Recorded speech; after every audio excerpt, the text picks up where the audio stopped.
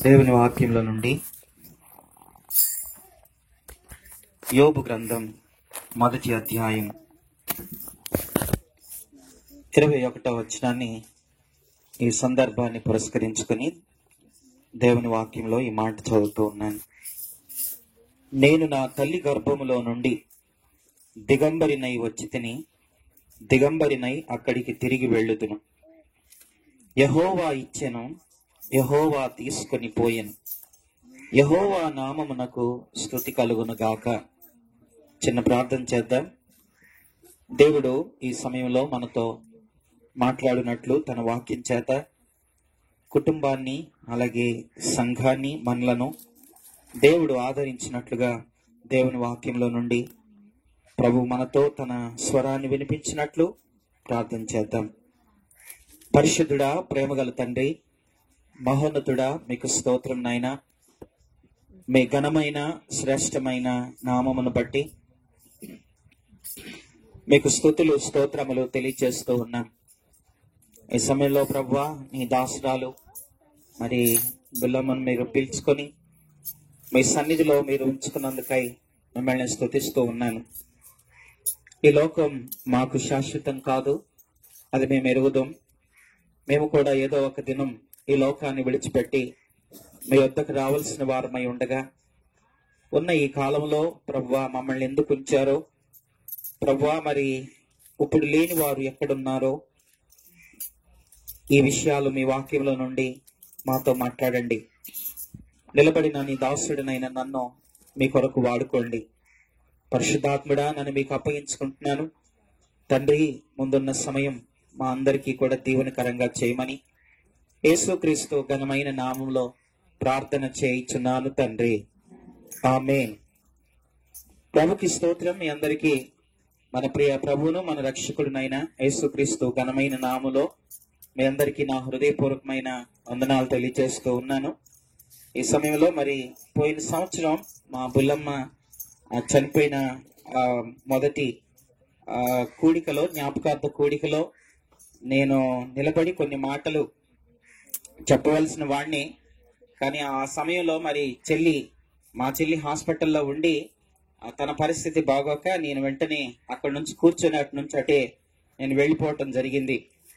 ఏది ఏమైనప్పటికీ కూడా మరి ఈ సంవత్సరపు కాలం దేవుడు మరి కుటుంబాన్ని ఆదరించి, ముఖ్యంగా చిన్నాన్నను దేవుడు బలపరిచి ఈ సంవత్సర కాలం అంతయు కూడా తన కృపతో మరి కుటుంబాన్ని ఆదరించినందుకై నేను ప్రభుని స్తుతిస్తూ ఉన్నాను.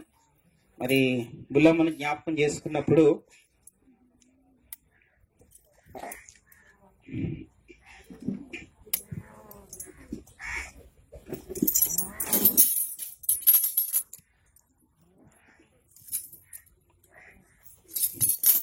నన్ను ఎక్కువ ప్రేమించింది. తర్వాత వాళ్ళ ఇంట్లో ఎక్కువగా ఇప్పుడు రూబేనని కానీ తిమోతి కానీ బెన్నీ తర్వాత వాళ్ళ ఇంట్లో ఒక 4వ కొడుకుంటే వాడు నేనే అనిపిస్తుంది. అట్లా నన్ను ప్రేమించింది. తర్వాత ఆ చిన్న కూడా ఏదైనా బుల్లమ్మకు బాగా కోపం ఎక్కువ, అది మనందరికి తెలిసిన విషయమే. ఒకవేళ చిన్నాన్న కోపడ్డా కానీ ఆ తర్వాత ఆ విషయం నాతోనే చెప్పేది. నేను చిన్నాన్న కోపడ్డానయ్యా, అలా కోపడటం కూడా తప్పే అని నాకు తెలుస్తుంది. కనుక చాలాసార్లు నా దగ్గర చెప్పి చిన్నాన్న కోపడ్డానని, నాకు కోపం ఎక్కువ, అది అందరికీ తెలిసిందే. కనుక మరి నా కోసం ఎక్కువ ప్రార్థన చేయని చాలాసార్లు ఆ విషయం నాతో చెబుతూ ఉండేది. తర్వాత ముఖ్యంగా రుబెన్ అన్నయ్య, తిమోతి వాళ్ళ విషయంలో పెద్ద ఆందోళన ఎప్పుడు తను పడలేదు. కానీ మరి బెన్నీ తన భవిష్యత్తు ఎట్లా స్థిరపడతాడు అని తన గురించి ఎన్నోసార్లు ప్రత్యేకంగా నన్ను ప్రార్థించమన్న సమయాలు నా మట్టుకు నేను ఎరుగుదును. ఏది ఏమైనప్పటికీ కూడా మరి ప్రభువులో ఉండి తర్వాత తన శేష జీవితం అంతయో కూడా మరి దేవునిలో ఉండి దేవుని కొరకు బ్రతికి చివరి మట్టుకు కూడా ప్రభువులో ఉండి తర్వాత ప్రభు మేరకు మరి దేవుడు పిలిచినప్పుడు ఆయన తన యొద్దకు మరి తనను పిలుచుకోగా మరి ఇప్పుడు ప్రభు సన్నిధిలో ఉన్నందుకై నేను ప్రభుని స్తుతిస్తూ ఉన్నాను. క్రైస్తవ జీవితం అనేది ఒక పిలుపుతో ఆరంభం, ఒక పిలుపుతో ముగింపు. క్రైస్తవ జీవితం, మళ్ళా చెప్తున్నాను, క్రైస్తవ జీవితం అనేది పిలుపుతో ఆరంభమైద్ది, మరలా ఒక పిలుపుతో ముగించబడద్ది. కనుక మరి తను ఏ రోజు ప్రభుని నమ్ముకుందో ఆ రోజు తన క్రైస్తవ జీవిత యాత్ర ప్రారంభమైంది. అలా ప్రభు పిలుచుకున్నప్పుడు తన పిలుపును ముగించుకొని ప్రభు దగ్గరికి వెళ్ళిందని నేను ఈ సమయంలో జ్ఞాపకం చేస్తున్నాను. జాగ్రత్తగా విందాం కొన్ని మాటలు. నేను దేవుని వాక్యంలో నుండి కొన్ని ప్రాముఖ్యమైన విషయాలు నేను మీకు తెలియచేసి నేను ముగిస్తాను. ఈ భూమి మీద ప్రతి మనిషికి కూడా 2-3 విషయాలు తెలవు. ఎవరైనా సరే ఈ భూమి మీద పుట్టిన ప్రతి మనిషికి 2-3 విషయాలు తెలవదు. అందులో ఒకటి తన పుట్టుక తనకు తెలియదు, రెండవది తన చావు కూడా ఎప్పుడో ఎవరికి తెలియదు. మనం ఎప్పుడు పుడతామో మనకు తెలియదు, మనం ఎప్పుడు ఈ లోకాన్ని విడిచిపెడతామో ఎవరికి తెలియదు. దాచుకున్న సొమ్ము తెలిసినా దోచుకునే వాడెవడో తెలియదు, అనుకున్నంత ఆస్తి సంపాదించినా అనుభవించే వాళ్ళు ఎవరో తెలియదు, ప్రాణం కాపాడుకున్నా పోయేది ఎప్పుడో తెలియదు, అయిన వాళ్ళు నాన్న వాళ్ళు దూరం అయ్యేది ఎప్పుడో తెలియదు, ఆదరించిన వాళ్ళు చేదరించేది ఎప్పుడో తెలియదు, పోగు చేసుకున్నాయి పోయేది ఎప్పుడో తెలియదు, సంతోషంగా ఉన్న వాళ్ళు దుఃఖంగా, దుఃఖంగా ఉన్న వాళ్ళు సంతోషంగా మారేది ఎప్పుడో మనకు తెలియదు. మనం ఎప్పుడు ఈ లోకాన్ని విడిచిపెడతామో ఎవరికి తెలియదు, దేవుడు ఎప్పుడు వస్తాడో కూడా ఎవరికి తెలియదు అని ఈ సమయంలో నేను మీకు జ్ఞాపకం చేస్తున్నాను. అంత మాత్రమే కాకుండా చాలా సంవత్సరాల క్రితం ఒక చిన్న పాప వాళ్ళ అమ్మ దగ్గరికి వెళ్ళి ఇలా అడిగిందంట. ఒక చిన్న పాప వాళ్ళ అమ్మ దగ్గరికి వెళ్ళి ఇలా అడిగిందంట. ఏమని అడిగిందంటే, అమ్మ, మనిషికి చావు అనేది ఏ వయసులో వస్తది అని అడిగిందంట. మనిషికి చావు, మరణం అనేది ఏ వయసులో వస్తది అని అడిగిందంట.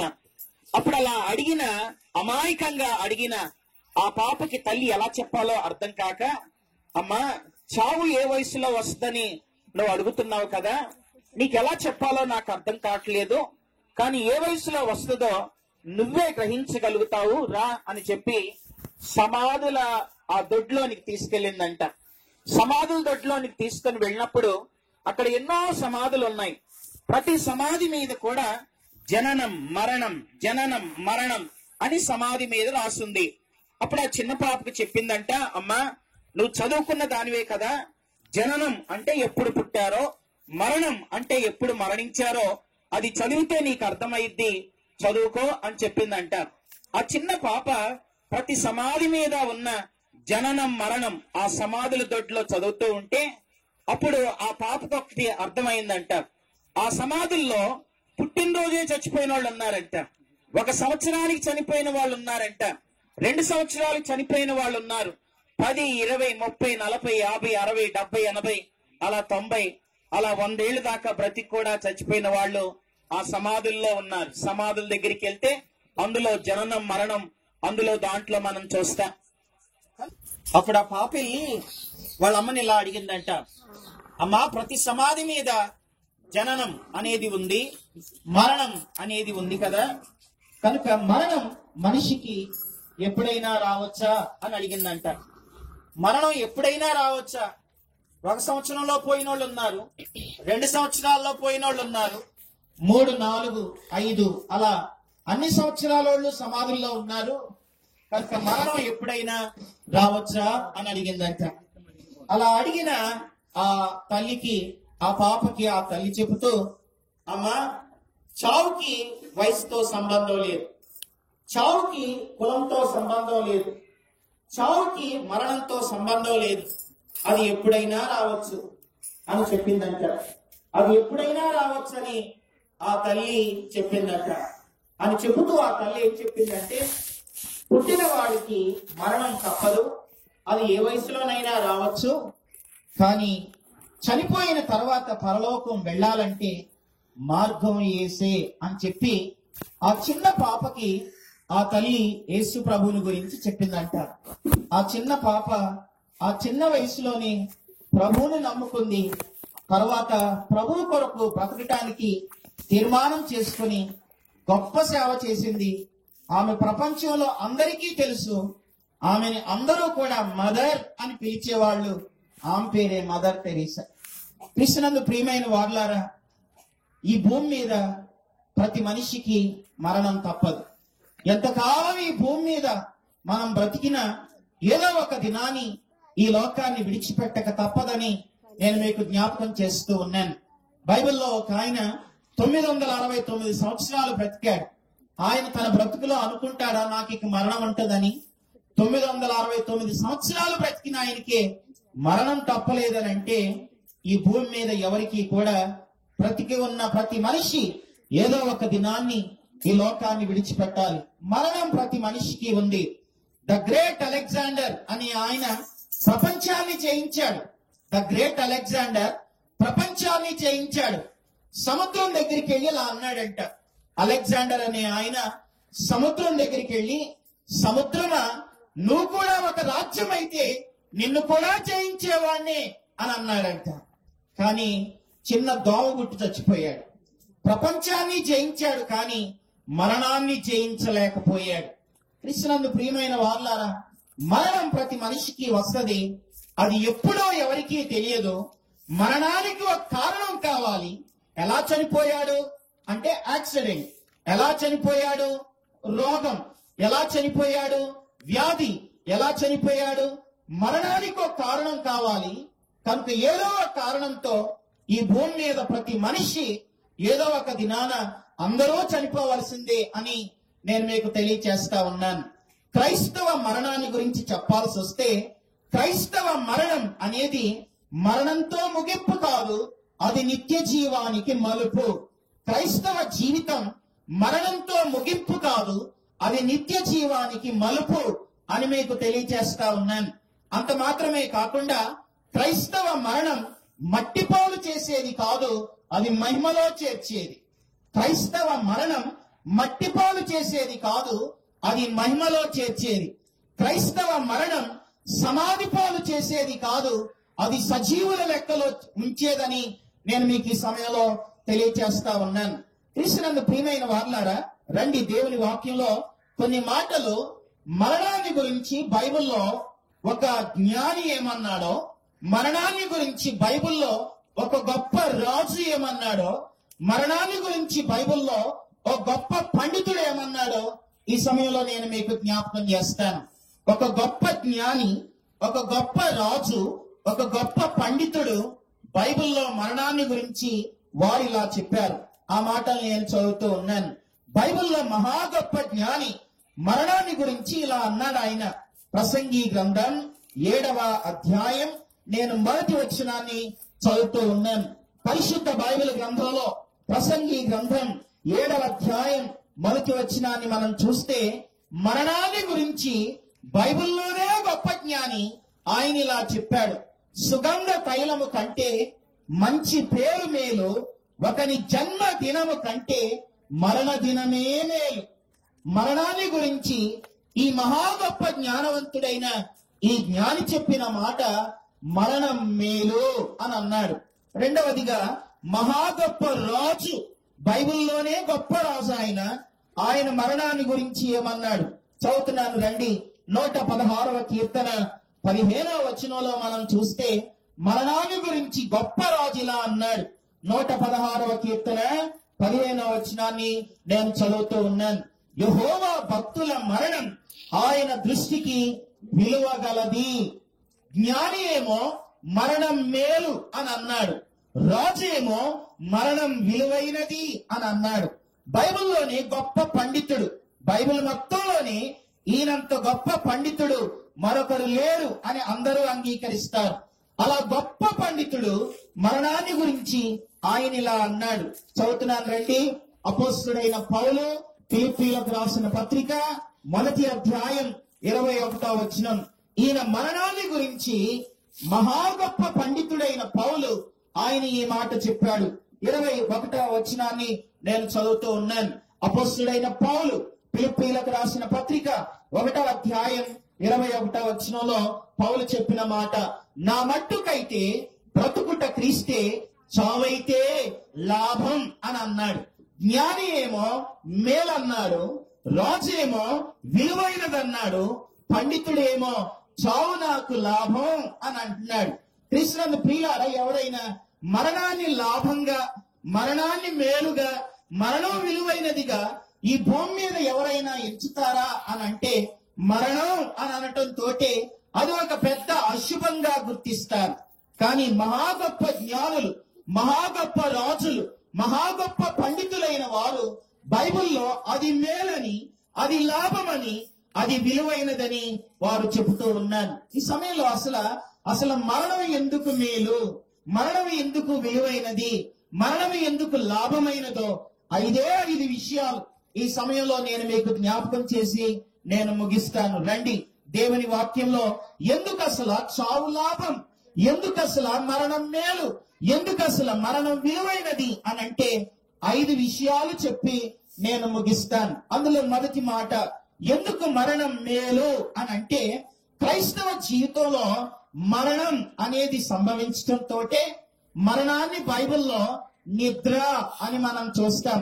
ఒక భూమి మీద ఒక విశ్వాసి బ్రతికున్నాడు అని అంటే అర్థం ఏంటంటే దేవుడు తనతో ఉన్నాడని అర్థం. భూమి మీద విశ్వాసి లేడు అని అంటే, నిద్రించాడు అని అంటే ఈయన ఆయనతో ఉన్నాడని అర్థం. మనం బ్రతుకున్నామంటే దేవుడు మనతో ఉన్నాడని అర్థం. మనము లేవు అని అంటే మనం ఆయనతో ఉన్నామని అర్థం. క్రైస్తవ జీవితంలో అసలు చావు మరణం అనేదే లేదు. యేసు ఈ లోకానికి వచ్చి ఆయన శిలువలో మరణించి తన అమూల్యమైన రక్తాన్ని కలువరి శిలువలో చిందించి ఆయన చనిపోయి సమాధి చేయబడి తిరిగి లేచుట ద్వారా క్రైస్తవ మరణం అది నిద్రగా పోల్చబడింది. ఎవరైనా ఈ రోజున ప్రభువుని అంగీకరించిన వాళ్ళు చనిపోతే ప్రభువు నన్ను నిద్రించెను అని అంటాం. నిద్రపోయిన వాడు ఏదో ఒక గడియలో మరలా తిరిగి లేస్తాడు. కనుక మనం బ్రతుకున్నామంటే ఆయన మనతో ఉన్నాడు, మనము చనిపోయామంటే మనం దేవునితో ఉన్నామని అర్థం. కనుక ఆ విషయాన్ని గుర్తెరిగిన భక్తులు అది లాభం, విలువ, మేలు అనటంలో వారి ఉద్దేశాలు ఏంటో ఒక 5 మాటల్లో మొదటి మాట నేను చెబుతూ ఉన్నాను. ఈ భూమి మీద ఏ విశ్వాసైనా సరే ఆయన ఈ లోకములో తన యాత్రను ముగించుకున్నాడు అని అంటే మొదటి మాట, అది ఎందుకు లాభం ముగించుకున్నాడు, ఎందుకు లాభం, ఎందుకు మేలు, ఎందుకు విలువైనది అని అంటే మొదటి మాట, ఒక మనిషి భూమి మీద తన యాత్రను ముగించుకోవటం తోటే తన మీద ఇక పాపము యొక్క ఏలుబడి ఉండదు. అది మొదటి మాట. తన మీద పాపము యొక్క ఏలుబడి ఉండదు. ఈ శరీరంతో ఉన్నంత కాలం మన మీద సాతానుడు పాపం అనేవి మన మీద దాడులు జరుగుతానే ఉంటాయి. శరీరంతో ఉన్నవారికి కోపం, ద్వేషం, అసూయ, పాపం ఇలాంటి లక్షణాలన్నీ శరీరంతో ఉన్న ప్రతి మానవుడికి పుట్టిన మొదలుకొని చచ్చేంత వరకు కూడా శరీరంతో ఉన్న ప్రతి మానవుడి మీద పాపము ఏలుబడి ఉంది. ఆ పాపం చేసే మానవులు పాపంతో భూమి మీద పాప శరీరాన్ని మనము దాల్చుకొని ఉన్నాం కాబట్టి ఈ శరీరం మీద ఈ వ్యాధులు, ఈ శరీరం మీద ఈ రోగాలు, ఈ శరీరం మీద ఈ ఆకలి తప్పులు, ఈ శరీరం మీద ఈ కన్నీళ్లు, ఇవన్నీ కూడా మనుషుల జీవితంలో సహజమైన సంగతే అని మీకు తెలియచేస్తున్నాను. సరే, ఒక మాట, ఏ విశ్వాస అయినా భూమి మీద ఉండగా, ఏ మనిషి అయినా సరే భూమి మీద ఉండగా ఫలానా మనుషులకు, భూమి మీద ఉన్నవారికి ఫలానా వయసులో వారికి ఏ శోధనలు, ఏ పాపం వారి మీద ఏలుబడి చేయదు అని ఫలానా వయసు వారికి ఫలానా శోధనలు ఉండవని ఎవరైనా చెప్పగలరా అని అంటే ఎవరని చెప్పలేరు. ప్రతి వయసులో ఉన్న వాళ్ళకి భూమి మీద ఉన్నంత కాలం శరీరంతో ఉన్న మనుషులకు శోధనలు వస్తానే ఉంటాయి. శోధనలు అది అరణ్యమైనా, శోధనలు అది ఏదేను తోటైనా, భూమి మీద ఉన్న ప్రతి మనిషికి శోధనలు వస్తాయి. పాపం ప్రతి మనిషి మీద ఏలుబడి చేస్తుంది. పాపము యొక్క ఏలుబడి మన జీవితం మీద సంపూర్ణంగా ఆగిపోయేది ఎప్పుడు అనంటే ఈ శరీరములో ఉన్న ఆత్మనిచ్చిన దేవుడు, జీవాన్ని పెట్టిన దేవుడు మరలా ఆత్మను తన యొద్దకు పిలుచుకున్నప్పుడు ఈ శరీరం మీద పాపము యొక్క ఏలుబడి ఉండదు అని మీకు తెలియజేస్తున్నాను. భూమి మీద పుట్టిన ప్రతి మనిషి జీవితంలో నేను ఒక్కసారైనా ఎప్పుడూ ఏడవలేదండి అన్నవాళ్ళు భూమి మీద ఎవరైనా ఉంటారా అనంటే ఎవరు ఉండరు. మనిషి పుట్టినప్పుడు ఏడుస్తాడు, బ్రతికినంత కాలం అనేక విషయాల్లో ఏడుస్తూ ఉంటాడు. చనిపోయి కూడా అనేకుల్ని ఏడిపిస్తాడు. మనిషి జీవితంలో కన్నీటి అనుభవాలు తథ్యం అనే విషయాన్ని తెలియచేస్తున్నాను. కనుక ఎందుకు లాభం, ఎందుకు మేలు అనంటే, ఈ లోకపు యాత్ర ముగించిన విశ్వాసిపై పాపము యొక్క ఉనికి గాని, పాపము యొక్క దాడి గాని అది ఉండదు. అలా పాపం అంటని జీవితం కలిగే ఒక సుదినం, అది నాకు మేలు, లాభం, విలువైనది అని వారు చెప్పగలిగారు. ఇది మొదటి మాట. రెండవ విషయాన్ని చెప్తాను రండి. రెండవది జాగ్రత్తగా వినండి. ఎందుకు లాభం అని అన్నారు, ఎందుకు మేలు అన్నారు, ఎందుకు విలువైనది అని అన్నారు అనంటే, ఇక్కడ ఒక విశ్వాసి తన యాత్ర ముగించుకోవటం తోటే నమ్మిన ప్రతి ఒక్కరూ కూడా ఎక్కడికి వెళతారు అనంటే, నమ్మిన వాళ్ళు పరదైసుకు వెళతారు, నమ్మని వాళ్ళు పాతాళానికి వెళతారు. పరదైసుకు వెళ్ళిన వాళ్లే పరలోకానికి వెళతారు, పాతాళానికి వెళ్ళిన వాళ్లే నరకానికి వెళతారని ఈ సమయంలో నేను మీకు జ్ఞాపకం చేస్తున్నాను. ఇక్కడ చాలా మంది సేవకులు ఉన్నారు, బైబిల్ వాక్యాన్ని బాగుగా ఎరిగిన వారు ఉన్నారు. కాబట్టి మీకు ఇక్కడే మరొక విషయాన్ని నేను మీకు తెలియచేస్తాను. యేసుక్రీస్తు ఈ భూమి మీదకి వచ్చి ఆయన చనిపోయి సమాధి చేయబడి పునరుత్థానుడు కాక ముందు వరకు పరదేశు ఎక్కడ ఉంది అనంటే, అది కూడా పాతాళములోనే ఉంది. పాతాళం అంటే భూమి కింద ఉండే భాగం. పాతాళంలో 4 భాగాలు ఉంటాయి. జాగ్రత్తగా వినండి. పాతాళంలో 4 భాగాలు ఉంటాయి. మొదటి భాగాన్ని సబ్బాటోన్ అని అంటారు. దానికి మరొక పేరు విశ్రాంతి స్థలం, దానికి మరొక పేరు అబ్రహాము రొమ్ము. దీన్ని సబ్బాటోన్, అందులో నుంచే సబ్బాతు అనే పదం వచ్చింది. పాతాళంలోనే ఫస్ట్ పార్ట్ అది సబ్బాటోన్, రెండవది హెడేస్, మూడవది అబీస్, నాలుగవది టాట్రస్. ఈ 4 భాగాలు పాతాళంలో ఉంటాయి. సబ్బాటోన్ లోకి ఎవరు వెళతారంటే, ఆదాము మొదలుకొని యేసు ప్రభు పునరుత్థానుడు కాక మునుపు చనిపోయిన వాళ్ళందరూ కూడా ఎక్కడున్నారు అనంటే, పాతాళములో ఒక భాగమైన సబ్బాటోన్ విశ్రాంతి స్థలం అబ్రహాము రొమ్ములోకి నమ్మిన వాళ్ళు వెళతారు. నమ్మని వాళ్ళందరూ కూడా ఆ రోజు మొదలుకొని ఈ రోజు వరకు కూడా నమ్మకుండా ఎవరైనా చచ్చిపోతే వాళ్ళు హెడేస్ లోనికి వెళతారు. హెడేస్ అది రెండో పార్ట్. అది ఈ సబ్బాటోనికి హెడేస్ కి మధ్యలో ఒక అగాధం ఉంటది. అందుకని కొత్త నిబంధనలో ధనవంతుడు లాజరు చనిపోయినప్పుడు ఆ ధనవంతుడు లాజరు అబ్రహాము రొమ్ములో ఉన్న ఆ లాజర్ని చూచి మాట్లాడినట్లుగా మనం చూస్తాం. కనుక అది పునరుత్థానుడు కాకమునుపు ఈ సబ్బాటోన్, తర్వాత ఈ హెడేస్, మధ్యలో అగాధం. ఇక్కడ వాళ్ళు అక్కడ, అక్కడ వాళ్ళు ఇక్కడ చూసేవాళ్ళు కానీ వెళ్ళటానికి అవకాశం లేదు. యేసు ప్రభు ఆయన చనిపోయినప్పుడు ఆయన చెరను చెరగా తీసుకొని వెళ్ళిపోయారు. చెరను చెరగా అంటే అర్థం ఏంటంటే, చెర అనంటే ఎవరు వెళ్ళలేనిది, స్వతహాగా వెళితే ఎవరు తిరిగి రాలేనిది, అది చెర అంటే. యేసు ప్రభు పునరుత్థానుడైనప్పుడు, ఆయన చనిపోయినప్పుడు ఈ చెరను అంటే ఈ సబ్బాటోన్ని ఆయన తీసుకొని వెళ్లి 3వ ఆకాశంలో పెట్టాడు. బైబిల్లో 3 ఆకాశాలు ఉన్నాయి. 3వ ఆకాశంలో ఈ సబ్బాటోన్ పెట్టాడు. దాన్ని మనం పారడైస్, పరదైసు అని అంటున్నాం. యేసు ప్రభు పునరుత్థానం తర్వాత చనిపోయిన వాళ్ళంతా పరదైసుకు వెళతారు. ఇప్పుడు అది పైన ఉంది, అంతకు ముందు కింద ఉండేది. అది మొదటి పార్ట్ సబ్బాటోన్. రెండవది నమ్మని వాళ్ళంతా హెడేస్ లోనికి వెళతారు. మూడవది అబీస్. అబీస్ ఇప్పుడు ఖాళీగా ఉంది. ఆ అబీస్ ఎవరి కొరకు అనంటే, ఈ భూమి మీద సంఘం 1000 ఏళ్ళు ఉంటది. ఆ 1000 ఏళ్లలో సాతానుణ్ణి, ఈ రోజున ప్రజల్ని మోసం చేసే సాతానుణ్ణి యేసు ప్రభు 1000 ఏళ్లు బంధిస్తాడు. అగాధములో 1000 ఏళ్లు బంధిస్తాడు. వాణ్ణి బంధించే ప్రత్యేక స్థలమే అబీస్ అని మీకు తెలియచేస్తున్నాను. నాలుగోది టాట్రస్. టాట్రస్ అని అంటే పరలోకంలో ఉన్న దేవదూతలు భూమి మీదకి పడ్డారు. అలా భూమి మీద కొందరు పడ్డారు, కొందరు పాతాళములో భద్రం చేయబడ్డారు. ఈ తెలుగు బైబిల్లో పాతాళం, అగాధం అన్ని ఒకటే ఉన్నాయి. కానీ అది గ్రీక్ లోనికి వెళితే ఈ విషయాలన్నీ కూడా మనకు అర్థమవుతాయి. కృష్ణను ప్రియులారా, మొదటి భాగం సబ్బాటోన్, రెండవ భాగం హెడేస్, మూడవ భాగం అబీస్, నాలుగో భాగం టాట్రస్. ఇప్పుడు సబ్బాటోన్ ఫస్ట్ పార్ట్ 3వ ఆకాశంలో ఉంది. మిగతా హెడేస్ లో ఉన్న వాళ్ళు, తర్వాత అబీస్, టాట్రస్, వీళ్ళందరికీ కూడా ధవళ సింహాసనపు తీర్పు ఉంటది. 1000 ఏళ్ల తర్వాత ఆ ధవళ సింహాసనపు తీర్పు అనంతరము ఈ హెడేస్ లో ఉన్న వాళ్ళు, అబీస్, టాట్రస్ లో ఉన్న వీళ్ళందరూ కూడా ఆరని అగ్నిలో నరకములో వేయబడతారని నేను మీకు సమయంలో జ్ఞాపకం చేస్తున్నాను. అవన్నీ ఎవరు చూసి వచ్చాడనే వాళ్ళు కూడా ఉంటారు. కృష్ణందు ప్రియులారా, బైబిల్లో రాయబడినది ప్రతిదీ జరిగిద్ది. యేసును నమ్ముకుంటే ముందు పరదైసుకు వెళతావు. యేసును నమ్మకపోతే హెడేస్, పాతాళములో ఒక భాగమైన హెడేసులోనికి వెళతాం. తీర్పు అనంతరం ఇట్టి వారందరూ కూడా వాళ్ళు నరకానికి వెళ్తారు.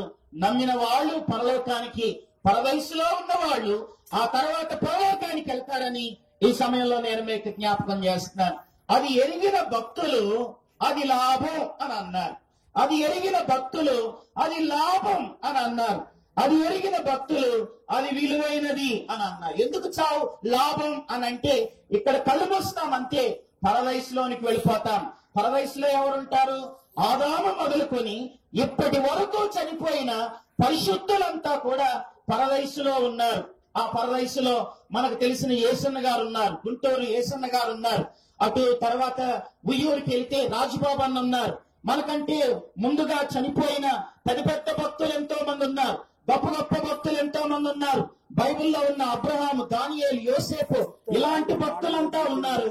ఆ భక్తుల గుంపులో మా పుల్లం ఉంది. ఇప్పుడు కృష్ణందు ప్రియులారా, అలాంటి గుంపులో ఉన్న ఆమె పరిశుద్ధుల సమూహంలో ఉండి నిత్యమో ఆరాధిస్తూ ఉండగా, ఆనందిస్తూ ఉండగా, అలాంటి ధన్యత భాగ్యం తను ఈ భూమి మీద ఉన్నప్పుడు యేసును కలుగుట ద్వారా రాగా తను నిజంగా ధన్యురాలని ఈ సమయంలో నేను మీకు తెలియచేస్తూ ఉన్నాను. కనుక రెండవది, ఎందుకు చావు లాభం, ఎందుకు మేలు అని అంటే, మొదటిది పాపం యొక్క ఉనికి నుండి విడుదల. రెండవది, ఇక్కడ కళ్ళు మూయటంతో అదే గడియలో తనకు ఇవ్వబడిన దేవదూతల ద్వారా భూమి మీద ప్రతి విశ్వాసికి దేవుడిద్దరు దేవదూతలను ఇస్తాడు. ఇద్దరు దేవదూతలు కూడా ఇక్కడ కళ్ళు మూయటంతో ఆ ఇద్దరు దేవదూతలు కూడా మనల్ని పరదైసులోనికి చేర్చే భాగ్యం వారిదే. కనుక కృష్ణందు ప్రియమైన వారులారా, పోయిన సంవత్సరం ఇదే దినాలలో మా బుల్లం ఇక్కడ కళ్ళు మూసింది. అదే క్షణంలో తనకున్న దేవదూతల సహాయంతో ఆమె ఇప్పుడు పరదైసులో ఉందని నేను మీకు తెలియచేస్తా ఉన్నాను. అందుకే అది లాభం అని భూమి మీద బతుకున్న భక్తులు అందుకే అన్నారు. నా మట్టుకైతే బ్రతుకుడ క్రీస్తే, చావైతే లాభం ఎందుకు అని అంటే, ఇక్కడ కళ్ళు మూస్తాం, అక్కడ సబ్బాటోన్, అక్కడ పరదైసులో ఉంటాం. నమ్మకపోతే ముందు హేడేస్కి వెళ్తాం, ఆ తర్వాత తీర్పుంది, ఆ తర్వాత నరకంలో వేయబడతారని ఈ సమయంలో నేను మీకు జ్ఞాపకం చేస్తున్నాను. మరొక సంతోషకరమైన విషయం ఏంటంటే, ఈ భూమి మీద మా బుల్లం ఉన్నంత కాలం, నేను సాగుకు వచ్చినప్పటి నుండి కూడా నేను ఎప్పుడు వాక్యం చెప్పినా చాలా ఇష్టపడేది. అయితే గొప్ప సంతోషకరమైన నా లోపల ఉప్పొంగే ఒక మాట ఏంటంటే, ఆమె లేకపోయినా గాని ఆమె పేరును బట్టి వాక్యం చెప్పే మరో తరుణం ప్రభు నాకు ఇవ్వటం నేనెంతో సంతోషంగా భావిస్తూ ఉన్నాను. కనుక ఎందుకు లాభం, ఎందుకు మేలు అని అంటే, ఒకటి పాపం యొక్క ఉనికి నుండి విడుదల, రెండవది పరదైసు భాగ్యం. అది నమ్మిన వారికి దొరికిద్ది, అందుకే అది మేలని నేను మీకు తెలియచేస్తున్నాను. మూడో విషయం చెప్తాను, ఎందుకు చావు లాభం అని అంటే, జాగ్రత్త వినండి. మూడో మాట, ఈ భూమి మీద ఏ మానవుడు కూడా దేవుణ్ణి కనులారా చూడలేడు. భూమి మీద దేవుణ్ణి కనులారా ఎవరు చూడలేము. ఎందుకు అని అంటే, దేవుడికి మనలాంటి రక్త మాంసములు కలిగిన శరీరం లేదు. దేవుడు ఆత్మ గనుక అనే మాట చూస్తాం. దేవుడు ఆత్మ, ఆయనకి ఇలాంటి శరీరం లేదు. కానీ ఎప్పుడైతే ఈ శరీరాన్ని మనం విడిచిపెడతామో క్రీస్తును నిజంగా మనం మన కనులారా చూస్తాం. అదెంత గొప్ప భాగ్యం.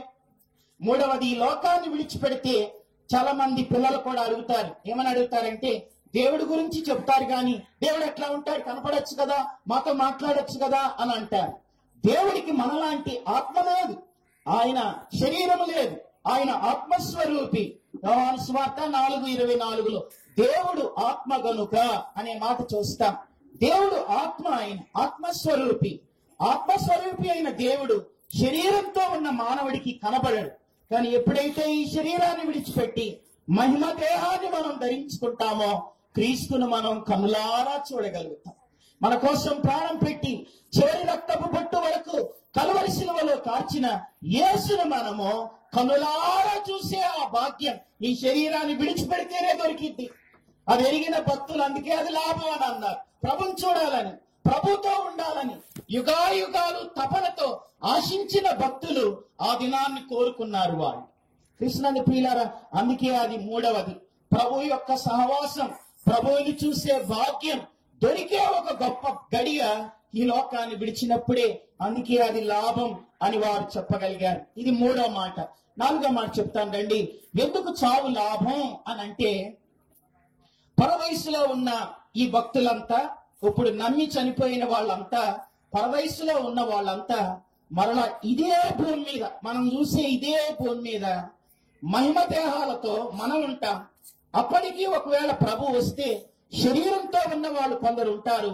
ఈ భూమి మీద యేసు రాజుగా మనము ఆయనతో 1000 ఏళ్ళు పరిపాలన చేస్తాం. ఆయన రాజు. యేసు పుట్టినప్పుడు జ్ఞానులు వెళ్ళి యూదుల రాజుగా పుట్టిన వాడు ఎక్కడ అన్నారు.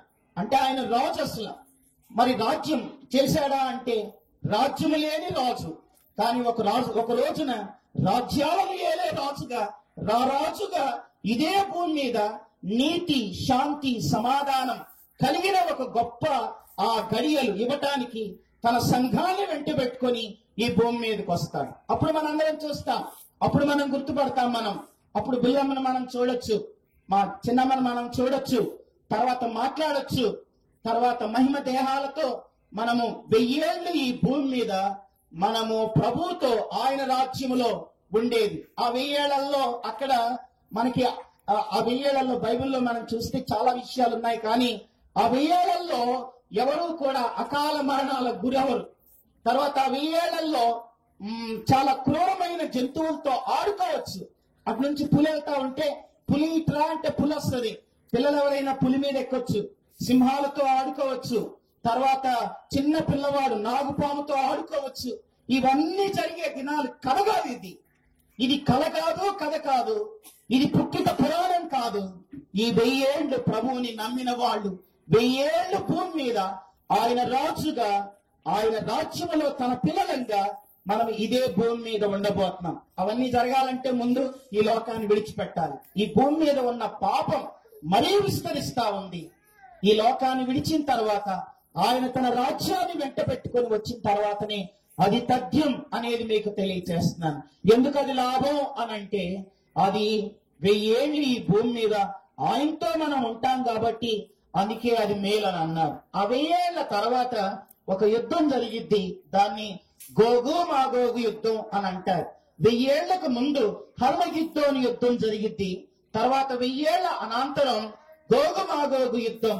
ఆ తర్వాత ఇప్పుడు మనం చూస్తూ ఉన్న ఇవి ఏవి కూడా ఉండవు. అప్పుడు ఏవి ఉండవు. అక్కడ క్రొత్త ఆకాశం, క్రొత్త భూమి, అన్ని క్రొత్తవే. ఆయన రాజ్యంలో అక్కడ మనకి సముద్రం ఉండదు. ఆయన రాజ్యంలో చీకటి ఉండదు. ఆయన రాజ్యంలో పరలోకంలో ఇక మనకి ఏవి ఉండవు. క్రొత్త ఆకాశం, క్రొత్త భూమి. ఒక్క మాటలో చెప్పాలంటే ఆల్ థింగ్స్ ఆర్ న్యూ. అంతే, అంతా నూతనమే మనం చూస్తాం. అది నూతన యెరూషలేము.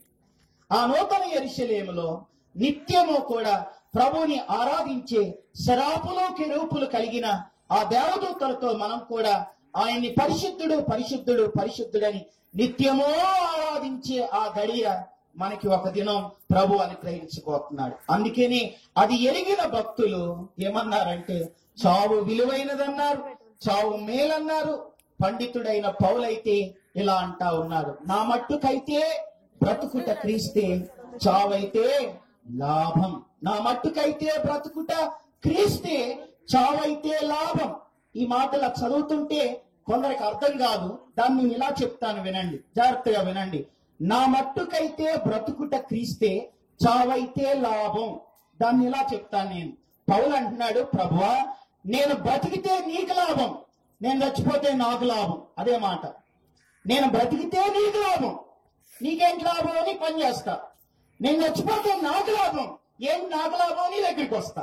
అది నా మట్టుకైతే బ్రతుకుట క్రీస్తే, చావైతే లాభం. చావైతే నాకు లాభం, నీ దగ్గరికి వస్తా. బ్రతికితే నీకు లాభం, నీ పని చేస్తా. ఒక విశ్వాసి భూమి మీద బ్రతుకుంటే దేవునికి లాభంలా బ్రతకాలి, చచ్చిపోతే అది మనకు లాభంలా బ్రతకాలి.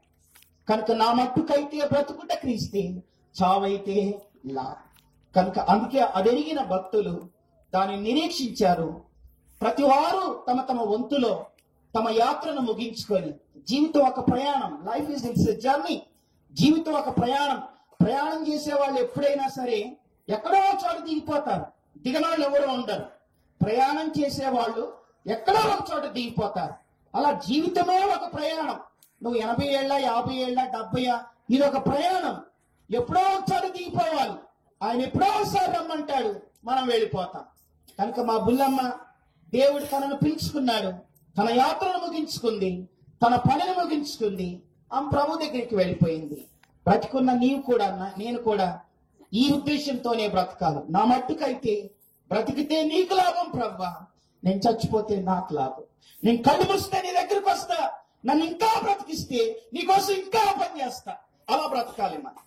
నన్ను బ్రతికిస్తే ఈ చివరి గడియలో ఈ దినం ఒకవేళ ఈ జ్ఞాపకార్థ కోడిక రోజున మా చిన్నమ్మి మనందరితో సంఘంతో నా జ్ఞాపకార్థ కోడికి వచ్చారు కదా, మీరు ఈ మాట పట్టుకొని వెళ్ళండి అని చెప్తున్నట్లుగా గ్రహిస్తా. వాక్యమే, నా మట్టుకైతే బ్రతుకుట క్రీస్తు, చావైతే లాభం. మీరు బ్రతికితే దేవునికి లాభంలా బ్రతకండి, ఆయన పని కొరకు ఆలోచిస్తూ బ్రతకండి.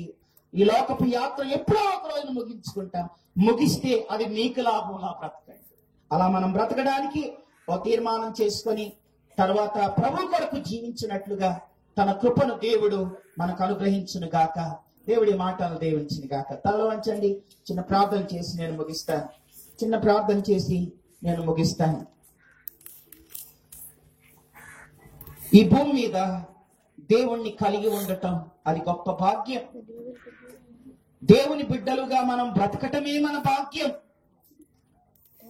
మరణం అంటారా? నమ్మినా నమ్మకపోయినా, యేసును నీ సొంత రక్షకుడిగా అంగీకరించకపోయినా నీకు మరణం ఏదో ఒక రోజున వస్తుంది. నమ్మి చచ్చిపోతే పరదేశుకు వెళతావు. నీ జీవితాన్ని దేవుడికి అప్పగించకుండా చచ్చిపోతే పాతాళములో ఒక భాగం హెడేసులోనికి పోతావు. పాతాళం కూడా అది ఆరని అగ్ని, ఆ తర్వాత నరకం. అక్కడ అగ్ని ఆరదు, పురుగు చావదు. నమ్ముతావా? పరలోకంలో ఉంటాం. మొదటిగా పరదేశుకు వెళతాం, 1000 ఏళ్ళు ఆయన రాజ్యంలో ఉంటాం. ఆ తర్వాత పరలోకంలో ఉంటాం, నూతన యెరూషలేములో ఉంటాం.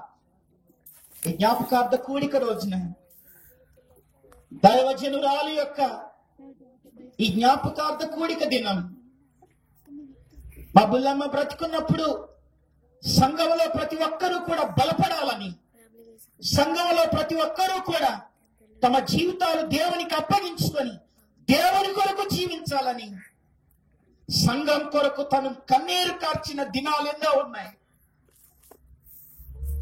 కనుక నా మట్టుకైతే బ్రతుకుట క్రీస్తు, చావైతే లాభం.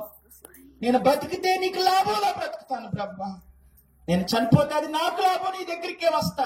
నరకానికి పోవటం కంటే నీ దగ్గరికి వస్తాను నేను, అది నాకు లాభం. అలా ఒక తీర్మానంతో మనము ప్రార్థన చేసుకుందాం. ప్రేమగల తండ్రి, మీకు స్తోత్రం నాయనా. మీ కృపను బట్టి, మీరు మాకు ఇచ్చిన ఈ శ్రేష్టమైన సమయాన్ని బట్టి స్తుతిస్తున్నాను. భూమి మీద పుట్టిన ప్రతి మానవుడికి ఏదో ఒక రోజు మరణము తప్పదు.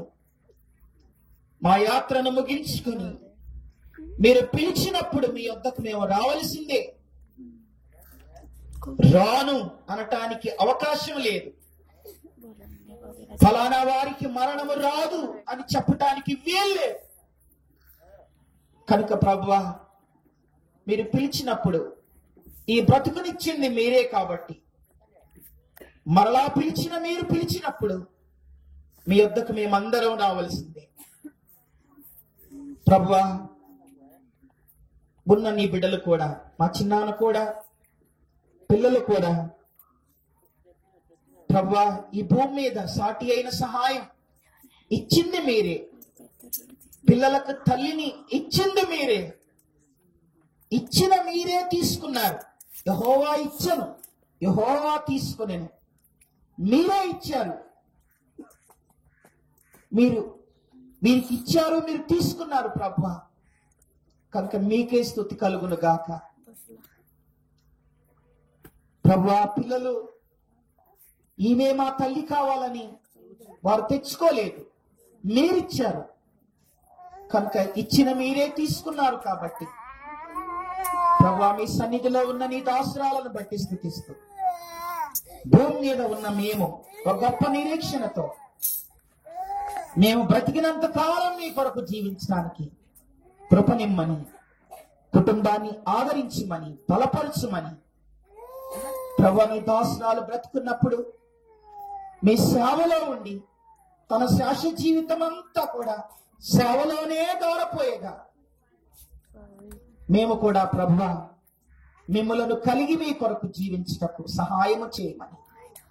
ఇక్కడ చేరి ఉన్న ప్రతి ఒక్కరూ కూడా ఎవరు నమ్మారో ఎవరు నమ్మలేదో, ఎవరి హృదయ స్థితి ఏంటో మీరు ఎరుగుదురు ప్రభువా. నమ్మిన వారికి పరదైసు ఉంది, నమ్మని వారికి నరకం ఉంది గుర్తించి ఈ జ్ఞాపకార్థ కూడిక రోజున ప్రభువా, నమ్మితే మీ యొద్దుంటాం, నమ్మకపోతే మీతో ఉండలేమని గుర్తిరిగి నమ్మని వారు నమ్ముకునేటట్లు సహాయం చేయండి.